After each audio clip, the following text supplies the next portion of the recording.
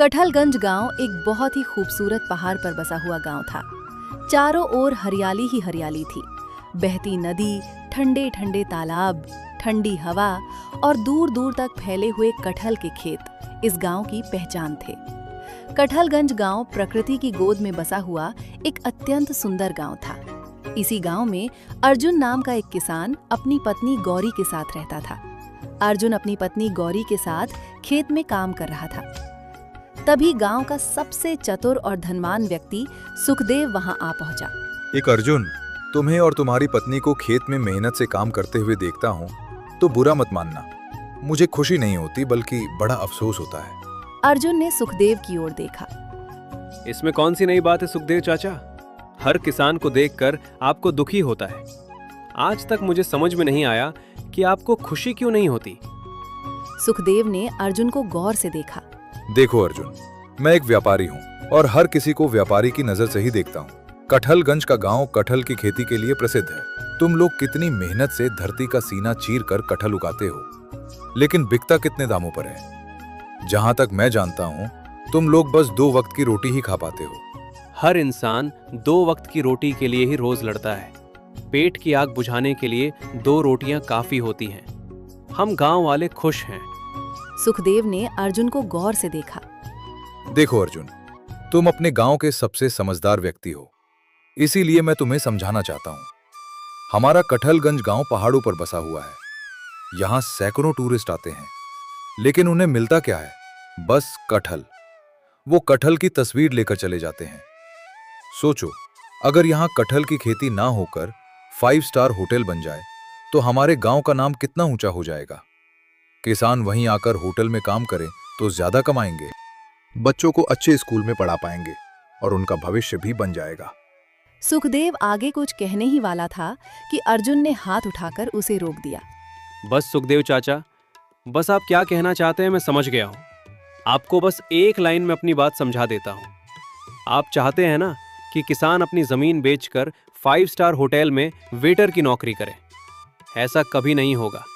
इस बारे में सोचिएगा भी मत, क्योंकि मैं ऐसा कभी नहीं होने दूंगा। क्रोधित हो गया और वहां से चला गया। सुखदेव के जाते ही गौरी अर्जुन की ओर मुड़ी। मुझे इसके इरादे ठीक नहीं लग रहे। काफी दिनों से देख रही हूँ, ये पूरे गांव का चक्कर लगाता रहता है और किसी न किसी किसान से बात करता रहता है। ये तो मैं भी देख रहा हूँ। अब देखना है कि इसकी अगली चाल क्या आई है। कुछ देर बाद सुखदेव अपनी हवेली पहुंच गया। वो गांव का सबसे धनी व्यापारी था। तभी वहां एक कार आकर रुकी। कार से एक मोटा व्यक्ति बाहर निकला। वो कोई और नहीं बल्कि शहर का सबसे बड़ा बिल्डर राजेश अग्रवाल था। राजेश अग्रवाल को देखकर सुखदेव के होठों पर मुस्कान आ गई। मैं तुम्हारा ही इंतजार कर रहा था मिस्टर राजेश। मिस्टर सुखदेव, इंतजार की घड़ियां अब खत्म हो गई हैं। मैं ये जानने आया हूं कि आखिर कब तक इस गांव की जमीन मेरे नाम हो जाएगी। न जाने कितना पैसा मैं तुम्हें दे चुका हूं। हर बार तुम कहते हो कि जल्दी ही कटहलगंज की सारी जमीन मेरे नाम हो जाएगी, लेकिन अभी तक एक भी जमीन मेरे नाम नहीं हुई। बस मुझे कुछ दिनों की मोहलत और दे दीजिए, मैं प्रयास कर रहा हूँ। ठीक है, मैं तुम्हें 1 महीने की मोहलत और देता हूं। उसके बाद या तो जमीन मेरे नाम होगी या तुम मेरा पैसा वापस करोगे। पार्टनरशिप का सपना भूल जाना। तुम जानते हो मैं यहाँ 5 स्टार होटल क्यों बनाना चाहता हूँ। ये गांव पहाड़ों पर बसा है। यहाँ नदियां हैं, तालाब है, जंगल है और तुम्हारे गांव वाले मामूली कटहल की खेती कर रहे हैं। आज के जमाने में कटहल कौन खाता है? जमाना चाउमीन, मोमोज और बर्गर का है। कटहल पुराने जमाने की बात हो गई। आप चिंता मत कीजिए, मैं अपने मकसद के बहुत करीब हूँ। इसी में तुम्हारी भलाई है। अगर 5 स्टार होटल यहाँ बन गया तो मैं तुम्हें 50% का पार्टनर बनाऊंगा। हर महीने करोड़ों की आमदनी होगी। तुम्हारे किसान 5 स्टार होटल में छोटे मोटे वेटर की नौकरी करेंगे और उतना कमाएंगे जितना आप पूरे महीने कटहल बेचकर भी नहीं कमा पाते। इतना कहकर राजेश अग्रवाल वहां से चला गया। सुखदेव अकेला खड़ा रह गया। वो अपने आप से बड़बड़ाया। बहुत हो गया। सोचा था अर्जुन मेरी बातों में आ जाएगा तो सारे गांव को समझाना आसान हो जाएगा, लेकिन अब लगता है ये काम मुझे अकेले ही करना पड़ेगा। अर्जुन को तो मैं बाद में देख लूंगा। अगले दिन सुखदेव पूरे गांव में जगह जगह घूमने लगा। वो लोगों को अपने झांसे में लेने और उन्हें अपने पक्ष में करने की कोशिश करता रहा। तभी बलराम नाम का एक व्यक्ति सुखदेव से बोला, सुखदेव, हम सब या तो अर्जुन की बात मानते हैं या फिर अपने गांव के मुखिया की। अगर मुखिया जी कहेंगे हमें कटहल की खेती छोड़ देनी चाहिए तो हमें भी विश्वास हो जाएगा कि तुम्हारी बात मानने में हम सबका फायदा है। बलराम की बात सुनते ही सुखदेव बिना देर किए सीधे गांव के मुखिया के घर की ओर चला गया। सुखदेव मुखिया से बोला, मुखिया जी, मैं गांव को तरक्की की ओर ले जाना चाहता हूं, लेकिन इसके लिए मुझे आपकी सहायता चाहिए। तुम्हारा कहने का मतलब क्या है सुखदेव? देखिए मुखिया जी, मेरा एक दोस्त है जो शहर में रहता है। उसका नाम राजेश है। वो एक बहुत बड़ा बिल्डर है। उसकी नज़र काफी समय से हमारे सुंदर गांव पर है। वो यहाँ एक 5 स्टार होटल बनाना चाहता है, लेकिन 5 स्टार होटल बनाने के लिए किसानों को समझाना होगा कि वो अपनी जमीन बिल्डर को बेच दे। ये सुनकर मुखिया चौंक गया। कहीं तुम पागल तो नहीं हो गए हो सुखदेव? अगर गांव वाले अपनी जमीन बेच देंगे तो फिर क्या करेंगे? मुखिया जी, यही तो बात मैं आपको समझाना चाहता हूँ। सोचिए, कटहल की खेती में रखा ही क्या है। गांव के किसान दिन रात मेहनत करते हैं और बदले में कटहल बेहद कम दामों में बिकता है। अगर यहाँ 5 स्टार होटल बन गया तो हमारे गांव के सभी किसानों को नौकरी मिलेगी। इतना पैसा आएगा कि पूरा गांव अमीर हो जाएगा। गांव का मुखिया कुछ देर गहरी सोच में डूब गया। बात तो तुम गांव वालों की भलाई की ही कर रहे हो। ठीक है, मैं गांव वालों को समझाने का प्रयास करूंगा। अगले दिन मुखिया सुखदेव के साथ मिलकर गांव वालों को समझाने लगा। कुछ ही दिनों में अधिकतर गांव वाले मुखिया की बातों से सहमत होने लगे। ये देखते ही सुखदेव ने तुरंत राजेश को बुला लिया। राजेश सुखदेव के पास पहुंचा। क्या हुआ सुखदेव? मैं एक बहुत ही जरूरी मीटिंग में था, तुम्हारे एक कॉल पर भागा चला आया। तुम्हारा सपना पूरा हो गया है। सारे गांव वाले अपनी अपनी जमीन तुम्हारे नाम करने के लिए तैयार हो गए हैं। इसीलिए अब तुम्हारा यहाँ रहना बहुत जरूरी है, जब तक सारी जमीनें तुम्हारे नाम ना हो जाए। राजेश के चेहरे पर मुस्कान फैल गई। अगर ऐसी बात है तो समझ लो मैं शहर को भूल गया। अगले दिन गांव का मुखिया कई किसानों को साथ लाकर सुखदेव के घर आ गया। सुखदेव, सबसे पहले मैं अपनी जमीन राजेश के नाम करूंगा। मैं अपने गांव की तरक्की के लिए सबसे आगे रहना चाहता हूं। मुखिया ने अपनी जमीन राजेश के नाम कर दी। धीरे धीरे करके सारे गांव वाले अपनी अपनी जमीनें राजेश के नाम करने लगे। राजेश ने सभी को उनकी जमीन की बहुत कम कीमत दी।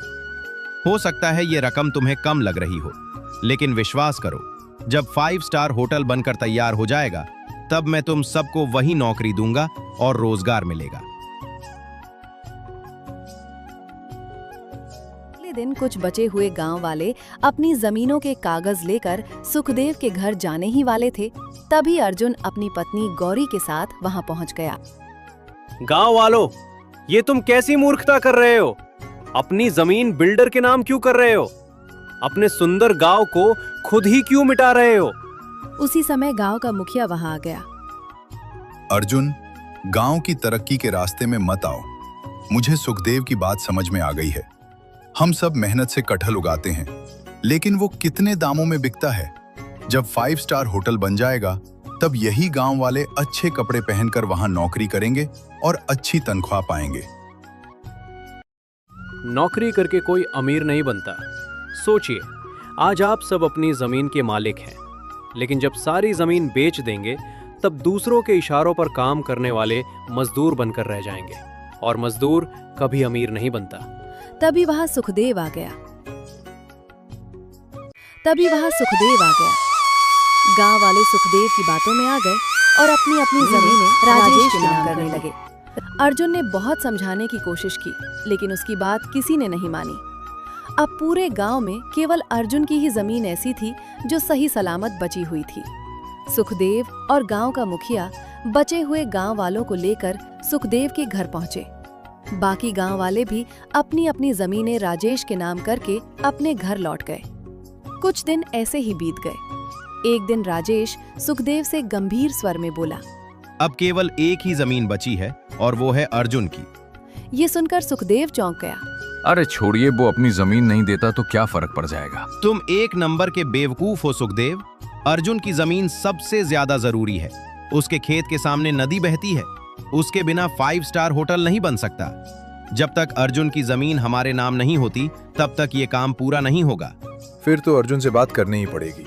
वैसे भी कल मुखिया मिला था और पूछ रहा था कि 5 स्टार होटल का काम कब शुरू होगा। गांव के कुछ लोग भी मुझे टोकने लगे हैं। सब इंतजार कर रहे हैं कि कब काम शुरू होगा और कब उन्हें रोजगार मिलेगा। तुम्हें क्या लगता है मैं सच में इन भूखे नंगे लोगों को अपने 5 स्टार होटल में नौकरी दूंगा? ये सुनकर सुखदेव चौंक गया। लेकिन तुमने तो कहा था कहना और करना दो अलग बातें हैं। लोगों को सपना दिखाना बिजनेस का हिस्सा होता है। किसी भी गांव वाले को मैं अपने होटल के आसपास भटकने भी नहीं दूंगा। तुम्हें कोई समस्या तो नहीं है? मुझे सिर्फ पार्टनरशिप से मतलब है। गांव वाले भाड़ में जाएं। सुखदेव और राजेश ये नहीं जानते थे कि गांव का मुखिया जो किसी काम से वहां आया था उनकी सारी बातचीत सुन चुका था। मुखिया को ये सब सुनकर गहरा धक्का लगा। हे भगवान, ये मैंने क्या कर दिया? मैंने तो अपने गांव को तबाही की ओर धकेल दिया। मुखिया तुरंत अर्जुन के घर पहुंचा। तुम सही थे अर्जुन, मैं बहुत बड़ा धोखा खा गया। सुखदेव और उस बिल्डर ने मिलकर हम सबको बेवकूफ बना दिया। उसी समय सुखदेव और राजेश वहां पहुंच गए। सुखदेव बेशर्मी से मुस्कुराया। अच्छा हुआ तुम्हें सच्चाई खुद पता चल गई। अब तुम खुद गांव वालों को बता देना कि उन्हें कोई नौकरी नहीं मिलने वाली। राजेश ने अर्जुन की ओर देखा। देखो अर्जुन, तुम गांव के सबसे समझदार हो। मैं तुम्हारी जमीन खरीदना चाहता हूं और तुम्हें सबसे ज्यादा कीमत दूंगा। नामुमकिन, मैं अपनी जमीन नहीं बेचूंगा। जो करना है कर लो। अगर तुमने अपनी जमीन मेरे नाम नहीं की तो तुम्हें तुम्हारा सारा गांव जेल में चक्की पीसता हुआ नजर आएगा। अर्जुन गहरी सोच में डूब गया। इसका क्या मतलब है? कोर्ट में गवाही दूंगा कि गांव वालों ने मुझे धोखा दिया, कम दामों में जमीन बेची और अब तुम्हारी जमीन बेचने से रोक रहे हैं। तुम्हारी जमीन के बिना मेरा 5 स्टार होटल नहीं बन सकता। या तो तुम जमीन बेचोगे या फिर पूरे गांव पर मानहानि और धोखाधड़ी का मुकदमा चलेगा। तुमने मेरे भोले भाले गांव वालों को बेवकूफ बनाया है। वो तुम्हारी चाल नहीं समझ पाए, लेकिन तुमने उन्हें जो पैसे दिए हैं वो पैसे मैं तुम्हें वापस कर दूंगा। तुम्हें सभी जमीनों के कागजात लौटाने होंगे। तुम खुद को बहुत बड़ा बिजनेसमैन समझते हो। ठीक है, मैं तुम्हें 2 महीने देता हूं। इसी कटहल से इतना पैसा कमा कर दिखाओ कि गांव वालों की जमीन छुड़ा सको, वरना जेल जाने के लिए तैयार रहना। इतना कहकर राजेश और सुखदेव वहां से चले गए। मुखिया घबराया हुआ अर्जुन की ओर देखने लगा। घबराइए मत, कोई ना कोई रास्ता जरूर निकलेगा। मुखिया वहां से चला गया। तुम्हारे पास जमीन बेचने के अलावा और कोई चारा नहीं। गांव वालों ने तुम्हारी बात नहीं मानी तो उनके लिए तुम अपना जीवन क्यों खतरे में डाल रहे हो? वो बिल्डर बहुत खतरनाक है। अगर जान बची रही तो हम और भी खेत खरीद सकते हैं। नहीं, गांव वालों ने मेरी बात भले ही नहीं मानी, लेकिन इसका मतलब ये नहीं कि मैं उनके बुरे समय में उनका साथ छोड़ दूं। सोचो गौरी, अगर गांव उजड़ गया तो गांव वाले कहाँ जाएंगे? इतना कहकर अर्जुन वहां से चला गया। अर्जुन गहरे तनाव में डूब गया। उसका गांव, उसका परिवार, उसकी इज्जत, सब कुछ गांव से जुड़ा हुआ था। उदास मन से अर्जुन जंगल की ओर चला गया। तभी उसकी नजर जंगल के भीतर बने एक बंगले पर पड़ी। बंगले के बाहर एक बुजुर्ग व्यक्ति बैठा हुआ था। अर्जुन चौंक गया। इस बंगले को तो मैंने पहली बार देखा है। आखिर ये बुजुर्ग व्यक्ति है कौन? अर्जुन उस बुजुर्ग व्यक्ति के पास पहुंचा। जंगल के इस हिस्से में तो कोई नहीं आता नौजवान। लेकिन आप कौन है? मेरा नाम कैलाश है। मैं कटलगंज गांव का रहने वाला हूं। ये कैसे हो सकता है? मैं भी कटहलगंज का ही रहने वाला हूँ, लेकिन मैंने आपको कभी गांव में नहीं देखा। मैं उसी गांव का था, फिर शहर चला गया, खूब पैसा कमाया और अपने परिवार के साथ लंदन में बस गया। लेकिन बुढ़ापे में गांव की याद मुझे वापस खींच लाई। जब गांव लौटा तो मेरे पुराने दोस्त और साथी इस दुनिया में नहीं थे। तब मैंने यहीं जंगल में रहने का फैसला किया और ये बंगला बनवाया। यहाँ मुझे शांति मिलती है। लेकिन तुम बताओ, तुम्हारे चेहरे पर इतनी चिंता क्यों है? अर्जुन ने उदार मन से पूरी कहानी कैलाश को बता दी। कैलाश फिर मुस्कुराया। तुम्हारे गांव का कटहल खराब नहीं है अर्जुन, बस सोच पुरानी हो गई है। मेरे साथ अंदर आओ। अर्जुन कैलाश के साथ अंदर आ गया। कैलाश ने लैपटॉप खोला और अर्जुन को आधुनिक बाजार, सोशल मीडिया और टूरिज्म की दुनिया दिखाई। तुम्हारी सबसे बड़ी समस्या ये है कि तुम आज भी कटहल को उसी अंदाज में बेचते हो जैसे सालों पहले बेचा जाता था। आज की पीढ़ी पुरानी सब्जियों की ओर कम आकर्षित होती है। उन्हें चाउमीन, मोमोज, बर्गर, पिज्जा जैसे व्यंजन पसंद आते हैं। कैलाश कुछ देर रुकता है।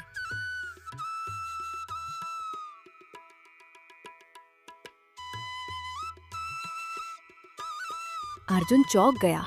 कटहल बिरयानी, ये तो मैंने पहली बार सुना है। कैलाश फिर मुस्कुराया। कैलाश अर्जुन को रसोई में ले गया। वो कच्चे कटहल को खास तरीके से उबालता है, फिर मसालों को धीमी आंच पर भूनता है। तेज पत्ता, इलायची, लौंग, दालचीनी की खुशबू पूरे कमरे में फैल जाती है। कटहल को मसालों में डालकर दम पर पकाया जाता है। ऊपर से केसरिया, चावल और देसी घी। कुछ ही देर में पूरी रसोई खुशबू से भर जाती है। यही बिरयानी तुम्हारी समस्या का हल है। इसका स्वाद तो बेमिसाल है, लेकिन हमारे गांव की समस्या इतनी बड़ी है कि इसका हल सिर्फ बिरयानी से नहीं हो सकता। सुखदेव और बिल्डर ने गांव वालों के दिमाग में ये भर दिया है कि कटहल से अब कमाई नहीं होती। अगर यही कटहल बिरयानी बनकर टूरिस्ट रूट पर पहुंचे तो लोग इसे खाने लगेंगे, तो कटहलगंज की पहचान बनी रहेगी। बस नाम के आगे बिरयानी जुड़ जाएगी। कैलाश आगे बोला, आज का दौर सोशल मीडिया का है। फेसबुक, इंस्टाग्राम, यहीं से प्रसिद्धि आती है। मैं इस काम में तुम्हारा साथ दूंगा। अर्जुन और कैलाश मिलकर कटहल बिरयानी बनाना शुरू कर देते हैं। कैलाश अपने पैसों से टूरिस्ट रूट पर एक छोटा लेकिन सुंदर सा ढाबा जैसा होटल बनवा देता है, जो दिखने में देसी और आकर्षक होता है। कुछ टूरिस्ट वहां पहुंचते हैं। पहले लोग कटहल बिरयानी का नाम सुनकर हंसते हैं, फिर चखते हैं और फिर उसका आनंद लेने लगते हैं। कैलाश सोशल मीडिया पर कटहल बिरयानी खाते टूरिस्टों की तस्वीरें और वीडियो डालने लगता है। धीरे धीरे कटहल बिरयानी वायरल हो जाती है। कुछ दिनों बाद अर्जुन अपनी पत्नी गौरी को भी इस काम में शामिल कर लेता है। 1 महीने बाद अर्जुन, गौरी और कैलाश पैसे गिन रहे होते हैं। मुझे तो विश्वास नहीं हो रहा, सिर्फ 1 महीने में कटहल बिरयानी से इतनी आमदनी।